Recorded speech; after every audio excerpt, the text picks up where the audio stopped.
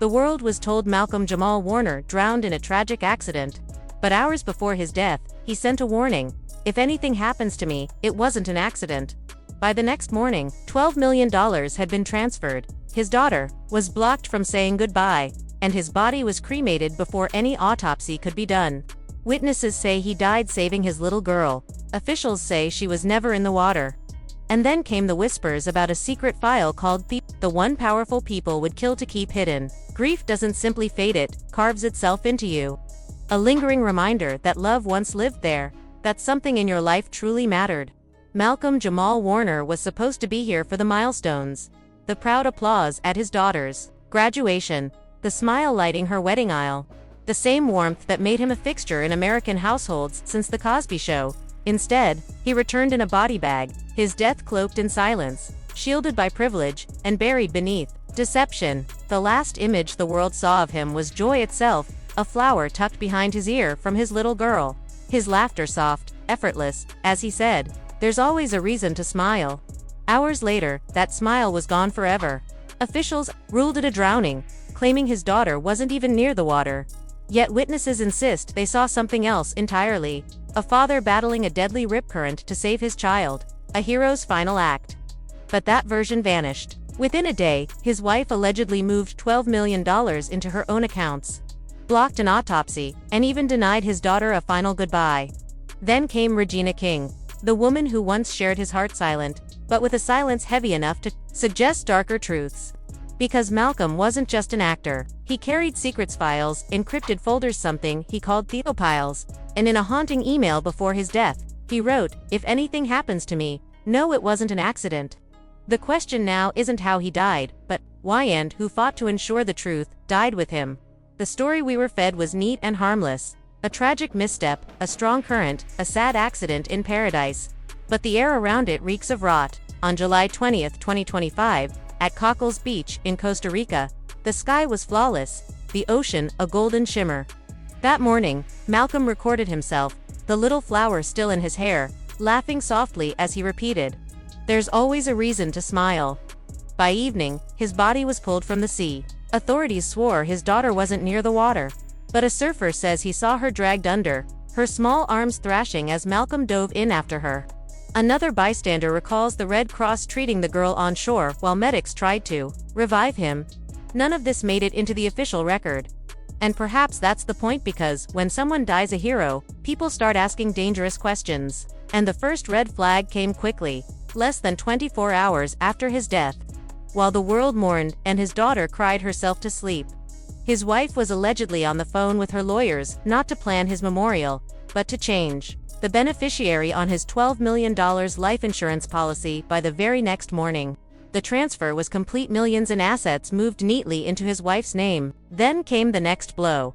She allegedly refused to let his daughter see him one last time, demanded an immediate cremation, and blocked any chance for a post-mortem. No waiting, no questions, no opportunity for truth to break the surface. If that doesn't send a shiver down your spine, what happened next might. Regina King reappeared. And for anyone unfamiliar with their history, she wasn't just an old love interest, she was the love. Two icons of Black Hollywood. Their relationship felt like fate. Fans cheered when they came together, convinced they were witnessing something enduring. But one Valentine's Day, everything shattered without warning. Malcolm ended it suddenly, coldly, leaving Regina blindsided. One day they were planning a shared future. The next, she was told to pack up and leave the home she shared with him and her son. Then, a year later, tragedy ripped through Regina's life. Her only son died by suicide. She once described grief as love with nowhere to go. So when Malcolm's death made headlines, everyone wondered, would she speak? She did, but not with accusations. She posted a photo of him on his motorcycle with the caption, "Some people leave a lasting imprint, not just for who they were, but for the energy they carried, pride and power." No bitterness, no direct blame. But underneath those measured words lay something heavy, a silence that felt loaded, like she knew more than she could say. That's when this story shifted. It stopped reading like a tragic accident, and started looking like something calculated. In the months before his death, Malcolm had been working on a secret project he called the. No one knew the meaning until a private email allegedly sent to a trusted journalist came to light. In it, he spoke of an encrypted folder, hidden and protected, containing documents that could dismantle the public images of some of the most powerful figures in entertainment. The last line of that email was chilling. If anything happens to me, no, it wasn't an accident. Read that again. If anything happens to me, no, it wasn't an accident. Suddenly, the drowning didn't seem like misfortune, it felt like a setup. The inconsistencies in the official story no longer looked like mistakes. They looked like a cover-up. Even the wife's alleged rush to secure the $12 million life insurance payout felt less like grief and more like motive. The police chief, who addressed the media, wasn't even at the scene. Yet the department clung tightly to their version. Daughter not in the water, no foul play suspected. And still witnesses say they were warned not to talk. There were no lifeguards on duty. At a beach infamous for dangerous currents, rescue teams were reportedly sent to a completely different location at the exact moment he went under. Too many coincidences. Too many sealed lips. Too much left to sink beneath the tide. Now, fans are doing what officials won't, pulling at the threads. Reddit timelines, explosive hashtags, and always, the same word resurfacing. Some say it was a dossier on celebrity affairs. Others think it touched political corruption. A few believe it implicated billionaires whose reach extends far beyond Hollywood. Whatever it was, Malcolm wanted it exposed. Now he's gone, and the pattern is disturbingly familiar: clean reputations, sudden deaths, rushed cremations, contradicting witness statements, and always a hidden file at the center. Regina King may never say what she believes. Maybe her silence is protection for herself, or for someone else. Or maybe she's simply waiting. But her silence is loud, and its weight is something the world can feel. So we're left with the questions. What truly happened to Malcolm that day? Why was the truth washed away before the waves even calmed? And what exactly was in those files that made him issue that warning? One thing is certain: the people who want this story buried are counting on us to stop asking. But we won't. The ocean may have claimed his body, but it didn't take the suspicion. It didn't silence the questions, and it hasn't stopped the fight for answers. The moment Malcolm died, the clock started ticking. The first 48 hours were a blur of public grief, but for others in his closest circle, it was a race. Not to mourn, not to remember, but to lock the truth away before it could escape. Within hours, identical press statements flooded every major outlet. The wording was identical: accidental drowning, daughter not in the water, strong currents, no foul play suspected. Too neat, too polished, far too quick. If you've ever watched a genuine tragedy unfold, you know it doesn't work like that. Witnesses disagree, timelines blur, details shift. But here, it was as if someone had passed out a script before the tide had even pulled back. And those who were there remember something very different. A lifeguard, speaking only under anonymity, said he saw Malcolm's eyes the moment he realized his daughter was in trouble. There was no hesitation, he ran straight in. The water was vicious, the man whispered. He knew the risk, but he went for her. Another bystander insists Malcolm was pulled out alive, but didn't receive CPR immediately. Valuable minutes were lost in confusion over who was in charge. Minutes that could have meant everything. None of those details ever appeared in the official police account. What did make it in? A polished, bite-sized narrative of a man who simply misstepped in calm waters. No danger, no heroics, no messy complications, while that neat version of events slid into headlines. Malcolm's wife, according to multiple sources, was making very different calls. Not to family, not to friends, but to lawyers and banks, moving quickly to lock down her control before anyone else could. The fortune at stake? More than $12 million in assets, real estate, royalties, long-term investments, the kind of wealth intended to secure his daughter's future. Yet, within 24 hours, legal transfers were already in motion. And then came the demand that froze anyone paying attention: cremation, urgent, non-negotiable, no autopsy, no toxicology, no examination for bruises, injuries, or anything that might suggest a story beyond accidental drowning. Ask yourself why. Why would a grieving spouse not want every answer possible? Why rush to turn a body to ash before science could speak? The cynical answer is simple: ashes can't testify. But one person did speak. In her own quiet way, Regina King. From the edges of the public stage, she posted a tribute. No names, no accusations, but her words carried weight, deliberate and loaded.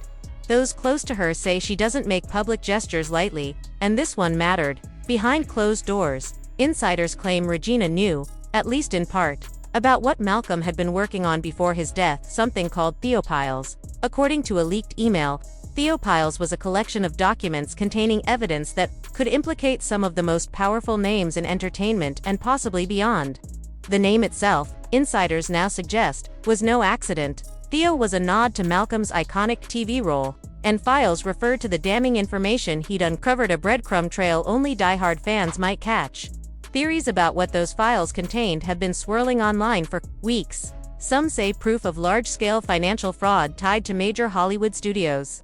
Others believe they revealed offshore accounts used for darker, illicit purposes. The boldest claims suggest the documents linked decades of private communications, connecting influential figures to a massive, coordinated cover dash-up. In his last months, Malcolm seemed to retreat. Interviews became rare. His social media posts turned vague and cryptic. When controversial topics came up, he'd smile softly but say nothing. One friend recalls him admitting, "Once you know certain things, you can't unknow them. You either carry that burden or you expose it." But exposing it comes with a price. For Malcolm, that price may have been fatal. Just days before his Costa Rica trip, he allegedly told a trusted confidant that something big was ready to go public and that once it did, there'd be no turning back. But he never got the chance. In the week after his death, several people connected to him reported strange visits. Men asking about his laptop, his phone, his hard drives. They weren't police. They weren't federal agents. No badges. No ID. Just a persistent interest in his digital life. His wife claimed she had no idea where the laptop was. That his phone had been wiped. That his external drives had gone missing. Convenient, isn't it? But here's the thing: digital erasure is rarely perfect. Something always lingers. And according to one anonymous tech source, Malcolm may have anticipated the cleanup. He may have created a digital breadcrumb trail, a hidden backup stored somewhere no one has thought to search. If that's true, if those files resurface, this story won't just be about a man who drowned. It will be about the deliberate erasure of someone who got too close to secrets that powerful people could not afford to see exposed. The hashtag Justice for Malcolm movement isn't simply an outpouring of grief, it's an act of survival. Because if someone as visible, as beloved, as woven into the cultural memory as Malcolm Jamal Warner can vanish under such suspicious circumstances, what stops the same playbook from being used again? We've seen this script before. A public figure dies suddenly under strange conditions. The legal machinery whirs into overdrive to lock down assets, and somewhere in the shadows, whispers spread about what they were just about to reveal. But the internet is a stubborn witness. It archives, it cross-examines, it builds timelines and stitches together the scraps others try to bury. On Twitter, old interviews of Malcolm discussing corruption and censorship are back in circulation.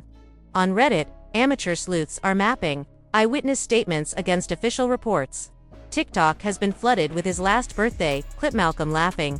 Flower behind his ear, not just because it's touching, but because everyone now knows the silence that followed. Regina King has not posted since her cryptic tribute. Maybe she's protecting herself. Maybe she's waiting. Or maybe she knows something she cannot yet say. Whatever the case, the stillness around this story doesn't feel like feels like the kind of quiet that's enforced. Fear radiates from every gap in the narrative. Fear of what Malcolm called Theopiles. Fear of the truths inside. Fear of what might happen if even one piece escapes. And here's the thing about the tide: it never just takes. It always gives something back. Secrets, lies, even bodies, they resurface. When Theopiles resurfaces, the fallout could be catastrophic for the people who've worked to keep it hidden. The pushback is already cracking. Every time the official story gets repeated, more voices start questioning it. The hashtag Justice for Malcolm tag has reached millions. And then came the first rupture leak. Screenshots from private group chats hinted at video footage from that day. Shaky clips, allegedly showing Malcolm in the ocean with his daughter clinging to him before a wave swallowed them both. That footage hasn't been seen since. Phones were reportedly confiscated for the family's privacy. Privacy or pretext, because buried in those same conversations were eyewitness claims that Malcolm was alive when he was pulled from the water, and that life-saving measures were delayed. And then came the moment no one expected. A journalist received an anonymous email, no subject, no sender, just a link, inside a single encrypted PDF titled Theopiles, Part 1, not the whole cache, just a fragment. The first page was a list of names, dates, and locations. The second, screenshots of emails between powerful entertainment executives, strategizing how to contain a scandal tied to an unnamed actor. One of those executives was confirmed to have been on that beach the day Malcolm died. Coincidence? Or choreography? Before the account could be traced, it vanished. But the thing about secrets is, once they hit the internet, they never fully disappear. Now the theory is, darker Malcolm's death wasn't just a silencing. It was a warning to anyone who might dare to expose what he'd found. The heartbreak became unbearable when another short clip surfaced. His 8-year-old daughter, sitting silently on a couch, holding that same flower she'd given him on his final morning. She didn't speak. She didn't have to. The image alone broke millions of hearts. Then, a new voice entered the storm, a man claiming to be a former member of Malcolm's security team. Face hidden, voice steady. He said Malcolm's final days weren't consumed by worries about fans or fame, but by a fear of something far more dangerous. He'd asked for extra protection not from the public, but from those who don't like being exposed. Just days before his last trip, Malcolm had given him a warning. "If I die while traveling, it won't be an accident." The exact words from the leaked email. Which leaves one final piece, the full Theophiles folder. If the partial leak is genuine, the rest could expose years, even decades, of criminal cover-ups and systemic rot. And that's likely why a quiet media campaign has begun, stories fading from headlines.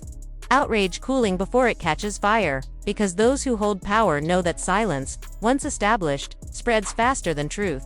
But this time, the silence isn't sticking. Every repost of Malcolm's final video, every TikTok, every Reddit thread, every shared memory keeps the pressure alive. That's the part they fear, not the files themselves, but the people refusing to let this go. Because when enough voices demand answers, someone always breaks. Someone always slips. And when that happens, the truth about Malcolm Jamal Warner's death may finally come crashing to the surface. One day, the names hidden inside Theophiles will no longer be whispered in shadows. They'll be printed in bold ink, splashed across headlines, carved into legal records for the world to see. Until that moment arrives, all we're left with are fragments. The still image of a flower tucked in his hair. A smile unknowingly walking toward the storm. His daughter, too young to understand the weight of loss. Sitting quietly on a couch clutching a memory she can't yet name. And somewhere out there, someone is resting easy, convinced they've gotten away with it, but they haven't. Not really. Justice isn't gone, it circles. It waits. Sometimes it arrives like a whisper, sometimes like a thunderclap, but it always arrives. And that's where you come in. If you've made it this far, if even a piece of your heart ached while hearing this, don't let it fade. Refuse to let this become just another obituary filed away, just another story people scroll past. Keep it alive. Write "Justice for Malcolm" in the comments. Let those words echo across timelines. Tell the world about Theophiles, about what was at stake and who tried to bury it. Because those behind this thought silencing one man would end the conversation. They miscalculated. Tides always return. Files resurface. Truths demand daylight. And when the full truth breaks, the world will finally see what really happened that day in Costa Rica, and maybe then, Malcolm Jamal Warner will rest. Not in silence, but in peace. Don't dismiss this as just another theory. That's exactly what they want, for you to grow tired, to move on, to let Malcolm's name vanish like so many before him. But you know better. A father is gone. A child is left holding questions no one her age should carry. His legacy is being bent, reshaped, and smothered by people betting that silence will win. It won't, not if we speak. Not if you speak. Every day this story is told. Every repost, every comment, every photo shared keeps him alive in the public conscience. Remember the warning he left. If anything happens to me, it won't be an accident. Remember the smile that masked the danger. Remember the files someone wanted dead. We can't bring Malcolm back, but we can make damn sure they never erase him. We can make sure the man is remembered, not just for the roles he played, but for the truth he tried to bring to light. So, be the voice that refuses to be silenced. Justice for Malcolm. Justice for truth. Justice for every story they try to bury. This is Gossip Spill Vibe.